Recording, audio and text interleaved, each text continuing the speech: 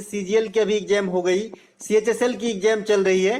इन सभी एग्जाम के अंदर एक टॉपिक कॉमन है, ये पॉलिटी और पॉलिटी के आर्टिकल, और आर्टिकल के अंदर भी वैसा आर्टिकल जो ग्रुप ऑफ आर्टिकल्स है वहां से क्वेश्चन आ रही है। जैसे आपने 19 को ग्रुप ऑफ आर्टिकल्स है, ये 243 ग्रुप ऑफ आर्टिकल्स है, 51 का ए ग्रुप ऑफ आर्टिकल्स है। इनके अलावा जो भी डीपीएसपी के अंदर जैसे गांधीवादी विचारधारा से है, या फिर कुछ ऐसे आर्टिकल जिनको आर्टिकल को सब आर्टिकल बनाया गया, जैसे 43 का ए बनाया गया, 39 का ए बनाया गया, तो यहां से क्वेश्चन आ रहे हैं। इन सभी को ध्यान में रखते हुए आज ये वीडियो आप लोगों को प्रोवाइड करा रहा हूं। आज मैंने सभी जो है एनालिसिस वाली वीडियो नहीं बना पाया, क्योंकि मैंने इसी पे काम करना है भर दिन, तभी जाके ये बनी है ताकि आपको जो है फायदा पहुंचा सकूं। तो चलिए दोस्तों शुरू करते हैं आज का ये वीडियो लॉन्ग टर्म फायदा देगी आपको, जो भी आप एग्जाम अटेंड करेंगे। और ध्यान से अगर आपने इन्हें अच्छे से सुन लिया तो मेरा दावा है कि आपका जो ये डर है संविधान को समझने और कंफ्यूजन वाली बात, ये सब दूर हो जाएगी।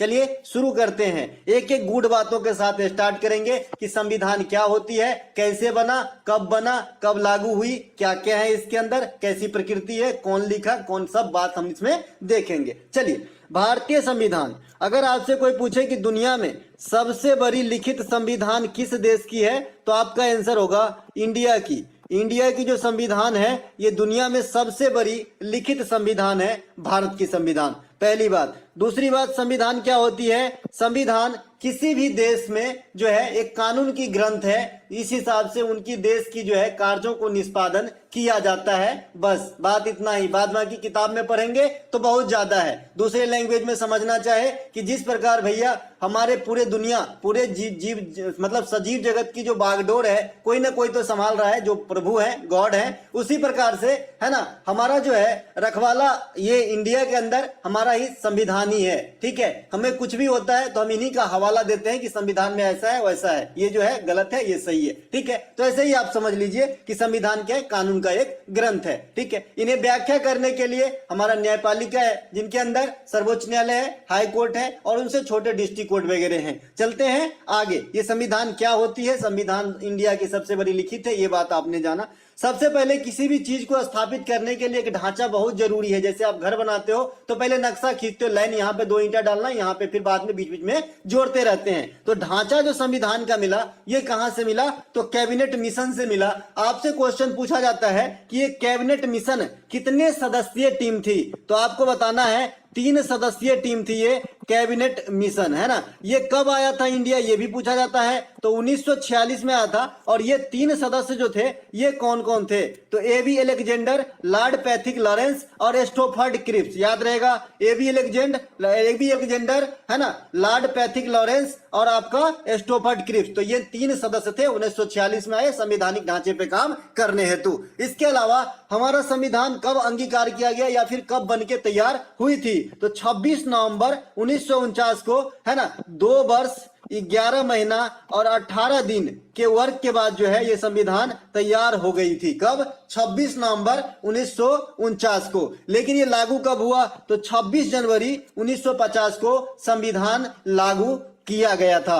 पहली जो हमारा गणतंत्र दिवस था, फर्स्ट वाला रिपब्लिक डे, इनमें चीफ गेस्ट के रूप में कौन आए थे? तो इंडोनेशिया के राजनेता, इंडोनेशिया के राजनेता डॉक्टर सुकर्नो जो है यहाँ पर चीफ गेस्ट के रूप में पधारे थे।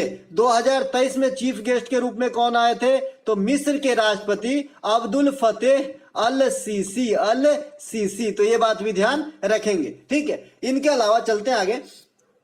संविधान सभा की बैठक, जब ये ढांचा मिल गई, संविधान की बैठक हुई, कई समितियां बने, तो जो बैठक हुई ये पहली बैठक 9 दिसंबर 1946 को होती है, संविधान सभा की प्रथम बैठक, राइट। इस प्रथम बैठक में जो सबसे ज्यादा उम्र दराज के व्यक्ति थे वहां पे मौजूद, उनका नाम था सच्चिदानंद सिन्हा जी। इनको जो है टेम्पोरली तौर पे अध्यक्ष घोषित किया गया उस प्रथम बैठक का, जो 9 दिसंबर 1946 को हुआ था। ठीक है, इन्हीं के 2 दिन के बाद 11 दिसंबर 1946 को फिर से बैठक होती है, और इसमें परमानेंट अध्यक्ष के रूप में डॉक्टर राजेंद्र प्रसाद को चुना जाता है। जो जब स्वतंत्र होता है हमारा देश, तो ये हमारे देश के प्रथम जो है राष्ट्रपति रहे थे, वो भी 2 बार लगातार। ठीक है, तो ये बात ध्यान रखेंगे। इनके अलावा इन्हीं के 2 दिन के बाद अगर आप एक चीज और जानना चाहें तो इंपॉर्टेंट है, एग्जाम में आता है, 2 दिन के बाद हो जाएगी 13 दिसंबर। ठीक है, 9 दिसंबर, 11 दिसंबर, 13 दिसंबर 1946। इसमें क्या हुआ था, जवाहरलाल नेहरू के द्वारा संविधान सभा के अंदर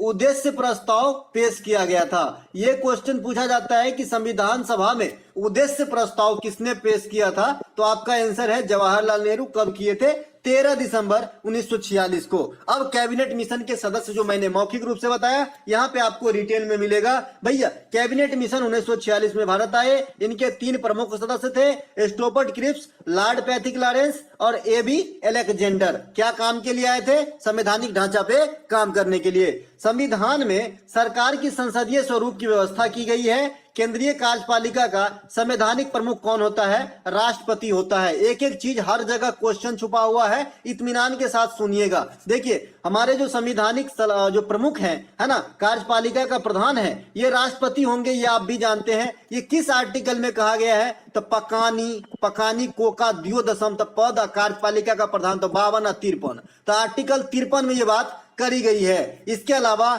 है ना, राष्ट्रपति को सलाह देने के लिए एक मंत्री परिषद होती है, और उस मंत्री परिषद में है ना जो नेता होते हैं उसे हम क्या कहते हैं भाई, प्रधानमंत्री। और प्रधानमंत्री जो है कार्यपालिका का वास्तविक प्रधान कैसे बनते हैं, ये चीज आप इस जाल को पढ़ेंगे तो समझ लेंगे थोड़ा सा। ठीक है, देखिए सबसे पहले संवैधानिक प्रमुख कौन हो गया, राष्ट्रपति। तथा भारत के संविधान के अनुच्छेद 79 में क्या है, संसद को समझाया गया है कि भाई संसद में कौन कौन शामिल होंगे। ठीक है, 79 के अनुसार केंद्रीय संसद की परिषद में राष्ट्रपति तथा 2 सदन, है ना। हमारा संसद किससे बने, जो 79 के अंतर्गत संसद है, तो ये संसद हमारा इंडिया में कैसे बनते हैं भाई, तो एक तो प्रेसिडेंट से मिलके, फिर लोकसभा और फिर राज्यसभा, तो ये तीनों के कंबाइंड रूप से हम संसद नाम देते हैं। यानी अगर आपसे पूछे कि संसद के जो है कितने मतलब कौन कौन है संसद में शामिल, तो लोकसभा, राज्यसभा और भारत के प्रेसिडेंट। ठीक है, किस आर्टिकल में संसद की चर्चा है, 79 में। ठीक है, इसके अलावा आपसे लोकसभा और राज्यसभा के भी आर्टिकल पूछे जाते हैं। तो लोकसभा का जो आर्टिकल है, अब देखिए ये संसद के अंतर्गत राष्ट्रपति की बात हो गई, जो कार्यपालिका का प्रधान होगा, संवैधानिक प्रमुख होगा। ठीक है, अब जो 2 और बच गए, लोकसभा और राज्यसभा, उनको भी देखना है। तो लोकसभा है ना, इनको जनता का सदन कहा जाता है। क्या कहा जाता है, लोगों का सदन कहा जाता है, जनता का सदन कहा जाता है। ठीक है, इनके अलावा एक है राज्यसभा, इन्हें क्या कहते हैं, राज्यों की प्रतिनिधि सभा। ये राज्य को रिप्रेजेंट करता है, और जो लोकसभा है ये जनता को रिप्रेजेंट करता है। ठीक है, लोकसभा को निम्न सदन कहा जाता है, राज्यसभा को उच्च सदन कहा जाता है। लोकसभा की चर्चा 81 में है, और राज्यसभा का जो चर्चा है ये आपका जो है 80 में है। तो ये दोनों बात ध्यान रखेंगे, 80 में राज्यसभा और 81 में लोकसभा। इसे हम याद रखते हैं सरल से याद रखते हैं। 79 से संसद, र से राज्यसभा तो 80 और एल से लोकसभा तो 81। इस प्रकार से याद रख सकते हैं। ये पॉइंट जरूर याद रखिएगा। संसद कितने में है, 79 में, है ना। कार्यपालिका का प्रधान कौन, राष्ट्रपति। लोकसभा को क्या कहते हैं, जनता का सदन। राज्यसभा को क्या कहते हैं, राज्य की प्रतिनिधि सभा। लोकसभा का आर्टिकल 81, राज्यसभा का आर्टिकल 80, संसद के आर्टिकल 79। ठीक है, चलते हैं आगे। राष्ट्रपति को सहायता देने के लिए एक जो है मंत्री परिषद की व्यवस्था करी गई है, आर्टिकल 74 के 1 के थ्रू। इस मंत्री परिषद का प्रमुख कौन होता है, प्रधानमंत्री, जो राष्ट्रपति के सलाह के अनुसार अपने कार्यों का निष्पादन करेगा। अतः कार्यपालिका का या फिर कार्यकारी मंत्री परिषद के वास्तविक प्रधान कौन होते हैं, तो प्रधानमंत्री होते हैं। समझ में आया क्या बात। मैंने एक दिन आपको बताया था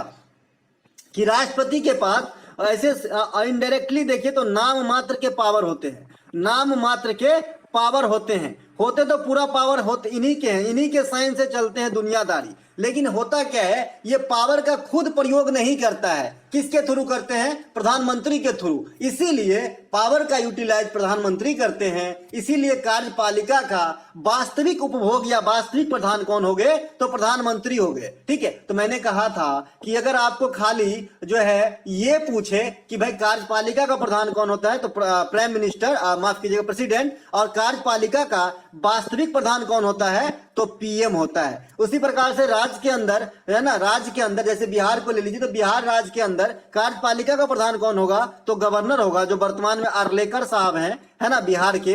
और अगर ये पूछेगा कि बिहार के वास्तविक जो है आपका कार्यपालिका का प्रधान कौन है, तो नीतीश कुमार होंगे। ठीक है, तो इस प्रकार से आप समझ सकते हैं। चलते हैं आगे। इसके अलावा भारत के संविधान की प्रकृति कैसी है, कई दफा यहां से भी क्वेश्चन आए हैं। तो प्रकृति कैसा है, कठोर भी है और लचीला भी है। यहां हर मर्ज की दवाई है, ठीक है, कठोर भी है और लचीला भी है। ठीक उसी प्रकार से जैसे प्राचीन काल में राजा कोई सजा दे दिए और अगर उनके मंत्रीगण यदि 4-5 उनके गुण गिना दिए कि भैया ये फला काम अच्छे किए हैं, चिला काम अच्छे किए हैं, तो उसके सजा कम हो जाती थी, माफ भी हो जाती थी। ठीक ऐसे ही समझिए, ये कठोर भी है और नमनीय भी है, क्योंकि हर चीज की काट लगभग है। ठीक है, भारत की संविधान को अंग्रेजी में किसने लिखा, तो प्रेम बिहारी नारायण राय जायदा के द्वारा लिखा गया था, है ना, ये सुलेखन का काम किया गया था अंग्रेजी के अंदर, बिकॉज इनके राइटिंग बड़े ही सुंदर थे। इनके अलावा भारत के संविधान में हिंदी संस्करण का सुलेखन कौन किए हैं, तो बसंत कृष्णा वैद द्वारा किया गया है। ये दोनों पॉइंट ध्यान रखेंगे, एसएससी के सीजीएल के एग्जाम तक आ चुके हैं ये क्वेश्चन। इनके अलावा संविधान को एक नए सुचारू रूप में सजाने का काम जो है नंदलाल बोस तथा किस जो है एकेडमी के कलाकारों के द्वारा किया गया था, तो शांति निकेतन। ये शांति निकेतन के संस्थापक कौन है, रविंद्रनाथ टैगोर जी हैं। ठीक है, एक एक बात ध्यान रखेंगे, अभी लग रहा होगा लेकिन काम आएगी जी, है ना। रविंद्रनाथ टैगोर शांति निकेतन के, और शांति निकेतन के कलाकार ने संविधान के जो मतलब प्रतिलिपि है उसे सजाने या फिर डिजाइन करने में मदद करा था। संविधान सभा के निर्माण में 383 देसी रियासत के बारे में 1 सेकेंड का टाइम लेके बता दूं कि जब देश आजाद हुआ तो सबसे बड़ा प्रॉब्लम देसी रियासत ही था कि हम तो आजाद हो गए, लेकिन अगर सबको खुला छोड़ दिया जाए तो यहाँ एक नहीं लगभग 550 इंडिया बन जाएंगे। ठीक है, तो भैया ये जो 500 से अधिक देसी रियासत है उनको भारतीय गणराज्य में मिलाने का जिम्मा किसे दिया गया था, ये क्वेश्चन आपसे पूछा जाता है। तो बताइएगा, सरदार वल्लभ भाई पटेल को। ठीक है, ये ध्यान रखेंगे। इनके अलावा जो 389 सीटों में आपका जो ब्रिटिश गवर्नर था, 296 सीट आपका देसी रियासत को और 93 सीट आपको, माफ कीजिएगा, 296 प्रांत को और 93 जो है देसी रियासत में आवंटित की जाने थी। लेकिन कुछ माने कुछ नहीं माने, ऐसा नहीं कि सभी देसी रियासत मान ही लिए के बारे में कि हाँ ठीक है, ऐसा नहीं है। फिर बाद में 296 सीट भारतीय राष्ट्रीय कांग्रेस को मिला, 296 सीट की जो है अलॉटमेंट हुई, जिसमें 208 सीट जो है आपका कांग्रेस के पक्ष में आया, 73 मुस्लिम लीग के और 15 जो है अन्य दल के सीट में है। तो फिर आप यहाँ पे 296 है, तो यहाँ पे मैंने 299 क्यों लिखा है, क्योंकि कुछ जो प्रांत के गवर्नर थे उनको भी अपने तरफ से जो है मतलब सीट उनके लिए रिजर्व रखा गया था। ठीक है, इसीलिए 299 हो गया टोटल सीट। अभी 299 में 229 जो है यहाँ प्रांत से आए और 70 जो है आपका कहां से आए, ये वाला जो लोग है, कहां भाई, देसी रियासत वहां से आए। ठीक है, प्रतिनिधि थे जिनमें 15 महिलाएं थे, ये बात भी आपको ध्यान रखना है। 15 महिलाएं का नाम इस प्रकार से, यहां से कई दफा क्वेश्चन बन गए हैं कि संविधान सभा में निम्नलिखित में से Hi brother Ajay. Sarojini Naidu, Vijaya Lakshmi पंडित, इतने महिला जो हैं ये काफी बाद में भी एक्टिव रही, है ना, क्योंकि इनके जो है बहुत सारे, जैसे आपने सरोजनी नायडू को ही ले लेना है, ये कांग्रेस के प्रथम भारतीय महिला अध्यक्ष के रूप में भी कार्य संभाली थी और उत्तर प्रदेश की प्रथम जो है महिला के रूप में गवर्नर का पोस्ट भी संभाली, है ना। तो ये सब बाद में भी एक्टिव रहे, तो इनसे भी क्वेश्चन बन जाते हैं कि 15 महिलाओं में कौन था। आपको इतना जोर नहीं डालना है, यहाँ पे सीधे चलना है। यहाँ पे याद रखना है बस कि कितनी महिलाएं थी, तो 15 महिलाएं थी, है ना। संविधान सभा का जो आपका ये हुआ था 15 महिलाएं थी, और अंग्रेजी में कौन लिखा, हिंदी में कौन लिखा, यहां से इतना चीज अडॉप्ट करना है। इसके अलावा सबसे इंपॉर्टेंट आपका ये जो प्रारूप समिति थे, इसमें कितने सदस्य थे, तो 7 गो सदस्य थे प्रारूप समिति में। ठीक है, अध्यक्ष कौन थे, भीमराव अंबेडकर साहब। अध्यक्ष कौन थे, तो भीमराव अंबेडकर साहब। इन्हें संविधान का निर्माता भी कहा जाता है। अब जो अन्य सदस्य बचा, इनका अधिकांश नाम जो है ना कृष्ण भगवान के नाम पे है, कृष्णा स्वामी, कन्हैया लाल, है ना, इसके अलावा गोपाला स्वामी। तो इस प्रकार से आप इन्हें याद रख सकते हैं कि अधिकांश नाम जो है ये आपका कृष्ण भगवान के नाम पे मिल जा रहा है। ठीक है, तो इस प्रकार से ध्यान रखेंगे। बाद में डीपी खेतान, बीएल मित्र और मोहम्मद सादुल्लाह और भीमराव अंबेडकर साहब तो अध्यक्ष ही हैं, तो उन्हें तो ऐसे ही आप याद रख लिए, है ना। इसके अलावा प्रारूप समिति का गठन कब हुआ था, ये क्वेश्चन बहुत आता है एग्जाम के अंदर। तो 29 अगस्त 1947 को। बच्चे को इसमें क्या लगता है पता है क्या, कि भाई ये जो है 15 अगस्त को तो हम आजाद हो गए थे, तो पहले बनना चाहिए, और इसमें ईस्वी भी पहले का रहता है, ठीक है। 29 अगस्त 1946 लिख देगा, 29 अगस्त जो है 1945 लिख देगा, और जो है बच्चे 47 वाला न मार के छुटकू मार देता है और गलती हो जाता है, ठीक है। तो जो प्रारूप समिति का गठन हुआ था ये 29 अगस्त 1947 को किया गया था। संविधान के निर्माण में, है ना, निर्माण के समय 22 भाग थे, है ना, 22 भाग थे, 8 अनुसूची थी और 395 आर्टिकल्स थे, ठीक है। अभी कितने हैं, 12 जो है आपके अनुसूची हो गए हैं, भाग जो है 22 से 25 में विभक्त हो गया है, बेसिक मूल 22 ही, लेकिन 3 कौन कौन से बढ़ गए हैं, तो 4 का ए बढ़ा है, 9 का ए बढ़ा है और 9 का बी बढ़ा है, तो ये 3 बढ़ गए, तो 22 और 3 25 हो गए, ठीक है। तो भाग वर्तमान में 25 भागों में विभक्त है, अनुसूची जो है 4 गो बढ़ गया तो 12 गो हो गया, और आर्टिकल लगभग 450 से भी ज्यादा है। अब ये तो इंट्रोडक्शन था संविधान का, है ना। अब संविधान के 25 जो 22 भाग हैं बेसिक और जो 25 भागों में विभक्त हैं उनको देख लेते हैं, तो यहां से बहुत कुछ आपको आइडिया लग जाएगा, ठीक है। संविधान के भाग 1 में क्या है, तो इसमें क्या है, संघ और उसका राज्य क्षेत्र। यह आर्टिकल कहां से कहां देखेगा, 1 से 4 तक देखेगा। इसमें क्या होता है, कोई भी नए राज्य को मिलाना, है ना, जैसे सिक्किम वगैरह पहले इंडिया का पार्ट नहीं था, बाहर से आया है, तो कहां से प्रयोग हुआ है, तो भाग 1 का प्रयोग हुआ है, ठीक है।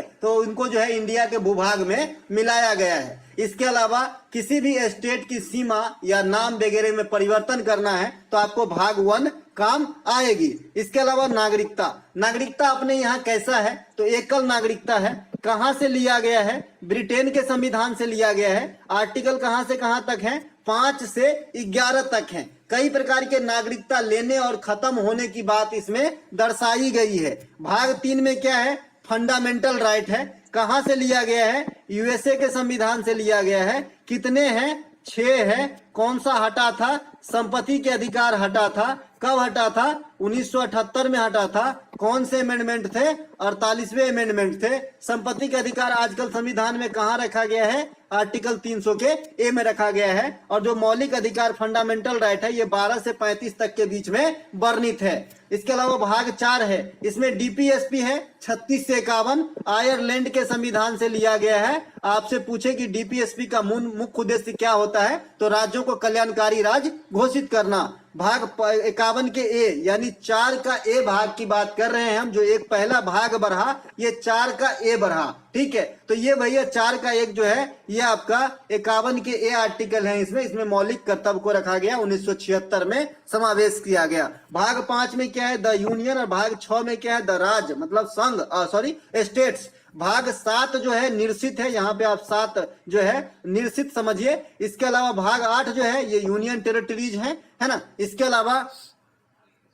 अलावा भाग 8 यूनियन टेरिटरीज है, भाग 8 जो है आपके यूनियन टेरिटरीज। इसके अलावा भाग 9 ग्राम पंचायत, भाग 9 का ए नगर पालिका, ये जो है आपका बढ़ाया गया है, और 9 का बी सहकारी समिति। तो 2 गो ई बढ़ गया, एगो 4 का ए बढ़ गया था, कहाँ गया भाई, एगो ई। तो 3 गो भाग यही तीनों बढ़ा है, नहीं तो इसी से 22 से बढ़ के 3 25 और 25 हो गए, ठीक है। तो 25 भाग हो गए हैं, लेकिन बेसिक अभी भी 22 ही है, 22 से 23 वाला नाम नहीं देखेंगे आप, ठीक है। इसके अलावा भाग 10, इसमें क्या है भाई, अनुसूचित जाति और जनजातीय क्षेत्र। इतना जो 10 तक जो भाग बताए ना, ये आपको ध्यान रखना है। अधिकांश क्वेश्चन ये 10 भाग तक